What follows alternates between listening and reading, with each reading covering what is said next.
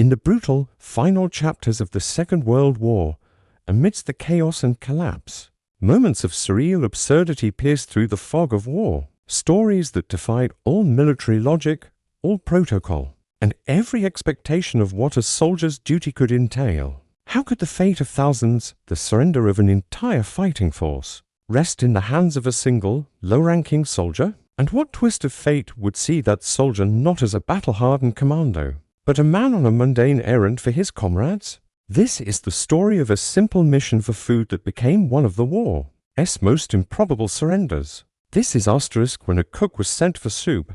This Italian general surrendered to him asterisk. US 88th Infantry Division on the move. The date is April 28, 1945. The location, the shattered villages and rugged woodlands surrounding Col Isarco. In the Italian Alps, the German Wehrmacht is in total disintegration. Berlin is besieged. Mussolini has just 2 days left to live. And here, in this cold, mountainous corner of a dying regime, a disparate group of men, the US 88th Infantry Division, the Blue Devils, press forward. Their objective, to shatter the last organized German resistance in Italy and prevent a final, fanatical stand in the so-called National Redoubt. But for one man, Private First Class John Jake Turler, his objective was far more immediate. He was looking for soup.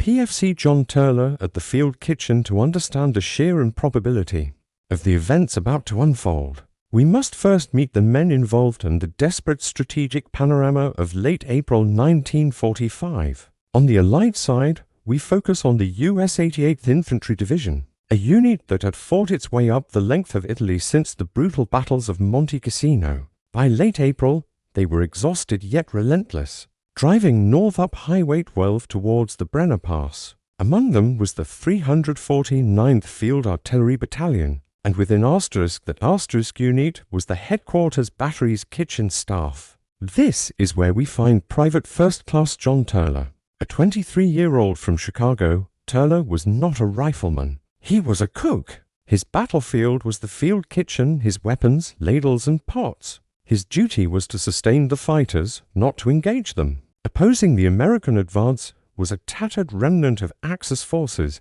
a mixture of German and Italian units still loyal to Mussolini's crumbling Italian Social Republic. Commanding this ragged group was asterisk General di Brigata asterisk Brigadier General Alberto Ticcioni of the 1st Italia Bersaglieri Division.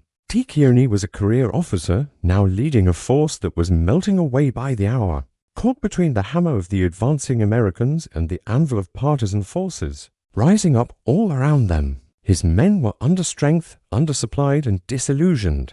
The cause was lost, and every officer and man knew it.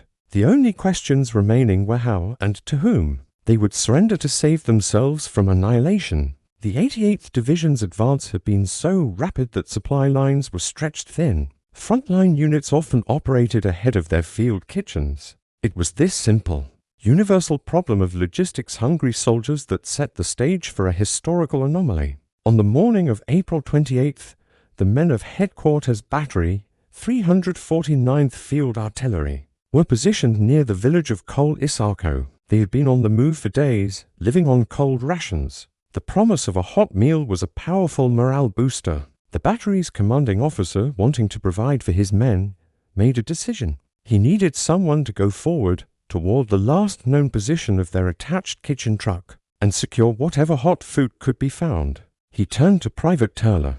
The cook knew the kitchen truck, the terrain, and the risks. He was ordered to take a vehicle and driver, proceed up the road, find the kitchen, and bring back soup and coffee for the battery. Paws armed only with his .45 caliber M1911 pistol standard for a non-combatant and accompanied by a driver in a jeep, Turler set off up the winding mountain road. The air was tense. Isolated gunfire echoed in the valleys. Smoke pillars rose from distant hamlets.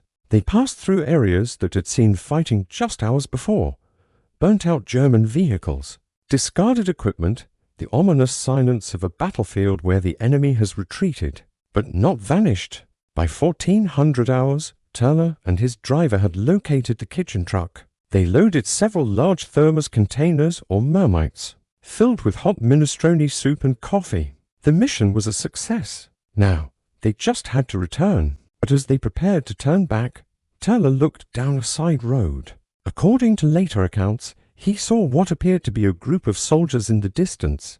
Their uniforms were unclear. Were they American outposts? A lost patrol from the 88th? Or something else entirely? Displaying initiative that far exceeded his culinary duties, Turler made a fateful choice. He ordered his driver to wait with the jeep and the precious soup. He then, alone, proceeded on foot down the side road, his hand on his pistol. His intention was likely simple identification, to ensure their route back was secure. He had no idea he was walking directly into the command center of a desperate enemy brigade. What Turler discovered was not an American outpost. It was the makeshift headquarters of General Ticcioni. As Turler cautiously advanced, he began to see more details. Italian Sahariana uniforms, the distinctive feathered helmets of the Bersaglieri, and the anxious faces of officers and staff. He was now over 100 yards from his jeep, completely alone, and surrounded by potentially hundreds of enemy troops. One wrong move, one startled sentry, and he would be killed instantly. Fear must have gripped him, a cold, sharp fear far removed from the heat of his kitchen. He was a cook, not a scout. But as he moved closer, he saw no aggression. Instead, he saw the posture of defeat. Men sitting listlessly, weapons laid aside, officers in hushed, urgent conversation. The atmosphere was not one of a unit preparing to fight, but of a unit preparing to dissolve. Pause little did Private Turler know, General Ticcioni had already reached his own grim conclusion. With partisans closing in and the Americans advancing, a formal surrender to a legitimate military force was his only hope to avoid a bloody, chaotic end for his men. He had likely sent out feelers, looking for an American unit to negotiate with. And now, as if in answer to a surreal request, an American soldier walked into his perimeter. Not a general, not a colonel, but a solitary private, his uniform smelling of kitchen smoke. The moment of supreme crisis had arrived for both men. For General Ticcioni, the crisis was one of command and honor. Here was the instrument of his surrender, but it was a scenario devoid of any military dignity. To surrender his sword, his brigade, his entire command to a low-ranking cook. It was a humiliation beyond the pale of military tradition. Yet, the clock was ticking. Every minute increased the risk of a partisan attack or a tragic, final clash with an American assault force. The lives of his men hung in the balance. The weight of that decision in that cold alpine air was immense. For Private Turler, the crisis was one of sheer survival and bewildering responsibility. He was now face to face with Italian officers. He did not speak Italian. They spoke limited English. Through gestures and broken phrases, the incredible truth dawned on him. These men wanted to surrender. To him, he was alone, armed with a single sidearm, staring at the epaulets of a general. His mind must have raced. Was this a trick? An ambush? If he made the wrong call, he was a dead man. If he retreated to report, the opportunity might be lost, and these men might scatter or fight. The sheer, impossible absurdity of the moment cannot be overstated. The fate of hundreds rested on the instincts of a man, whose primary expertise was in preparing rations. Turner later recalled the scene with vivid clarity. He described the anxious Italian officers, the general, composed but clearly strained, and the palpable sense of relief among the rank-and-file soldiers who seemed to understand that this lone American represented salvation. The deafening noise was not from artillery, but from the pounding of his own heart. He was 200 yards from safety, surrounded by the very enemy he had spent years fighting against, and they were looking to **Kim** for orders. What authority did he have? What protocol existed for a cook accepting the surrender of a general? There was none. In that moment, military hierarchy evaporated. All that remained was the raw human dynamics of an ended war. One man representing the victorious army, another the defeated, meeting in the most incongruous of circumstances. The turning point was born of sheer, audacious nerve. Private John Turler made a decision. He would act as if he had every right to be there, to accept this surrender. He would embody the authority of the United States Army. With a calm he certainly did not feel, Turler used gestures to make his demands clear. He indicated that General Ticcioni and his staff were to accompany him immediately. He would lead them back to his lines. There would be no discussion, no delay. In a display of incredible fortitude, he turned his back on the enemy officers, a gesture of supreme confidence, and began walking back up the side road toward his waiting jeep and the now cold soup. This was the moment of truth. Would they follow, or would a shot ring out? The sound that followed was not gunfire, but the shuffle of boots on gravel. General Ticcioni, choosing the preservation of his men over personal pride, gave the order. He, his chief of staff, and several other senior officers fell in behind the American cook. A more bizarre procession is hard to imagine in the annals of modern warfare. A private first-class leading Italian general and his entourage up a mountain rode past a jeep loaded with soup containers toward the American lines. When Turle arrived with his prisoners at the 349th command post, the scene shifted from surreal to outright disbelief. The battery commander stared, utterly confused.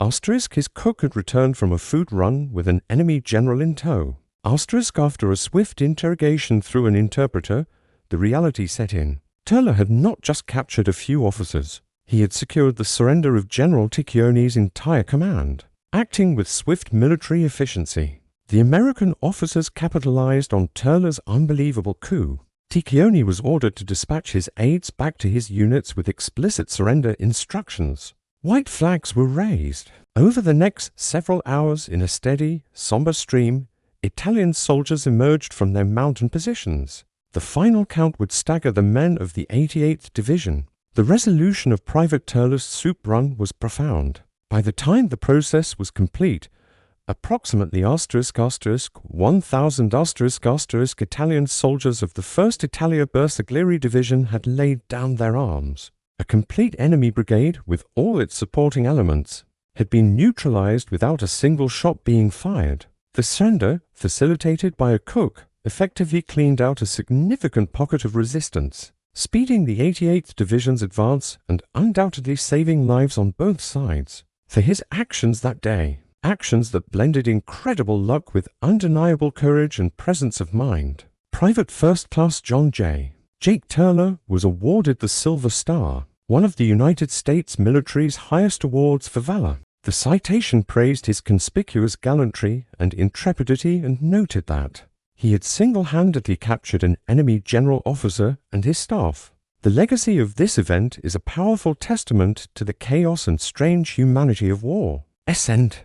It is a story not of grand tank battles or aerial dogfights, but of a chance encounter where the mundane met the monumental. It highlights how, in the collapse of empires and armies, individual initiative, regardless of rank or military occupational specialty, could alter the course of events. General Ticcioni, in choosing a sure surrender over a futile last stand, also made a decision that preserved the lives of his men. It was an act of command responsibility under the most peculiar circumstances imaginable. The story of Jake Turle, the cook who captured a general, became a legend within the 88th Division and a curious footnote in the history of the Italian campaign. It reminds us that history is not only made by generals and statesmen, but sometimes by ordinary men on extraordinary errands. This was just one of countless untold stories from the Second World War, a moment where luck, courage, and the absurdity of conflict converged on a lonely mountain road.